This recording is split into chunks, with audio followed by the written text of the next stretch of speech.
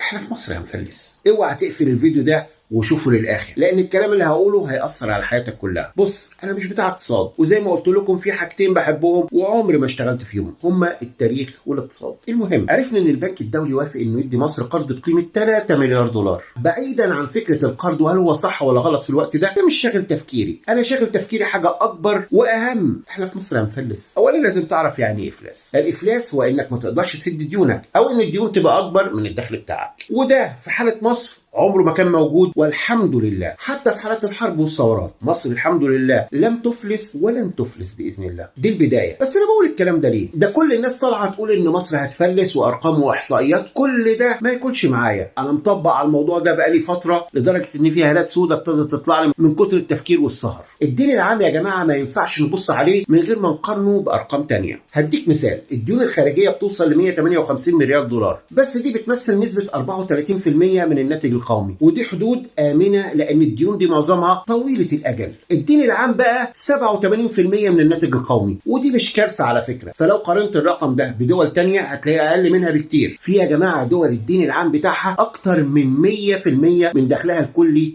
وعايشة ومستمرة. لازم نعترف ان الازمة الاقتصادية العالمية اثرت على كل الدول، وخصوصا الدول اللي زينا كده. وكالة بلومبيرج طلعت تقرير عن اكتر 10 دول معرضة انها ما تسددش ديونها، ومصر مش فيهم والحمد لله. طب ايه مشكلة مصر على بلاطة كده؟ احنا بنستورد بالدولار اكتر ما بنصدر، فاي نقص في الدولار بيعمل لنا مشكلة كبيرة، وده غير الديون الخارجية اللي بندفعها برضه بالدولار. فالدولار هو مشكلتنا دلوقتي. فايه الحل بقى؟ لازم نقلل حاجة بيسموها النفقات الدولارية. فاطمنوا، احنا اقتصادنا كويس وهيبقى احسن ان شاء الله. اهم شيء التجار اللي بيستغلوا الوضع وبيورطونا اكتر يتقوا الله، لان الازمه اللي هتخلقها علشان جشعك اول واحد هتتورط فيها انت، وده ممكن نعمل له حلقه لوحده. مصر تمرض ولا تموت. ادعوا لها انتوا بس.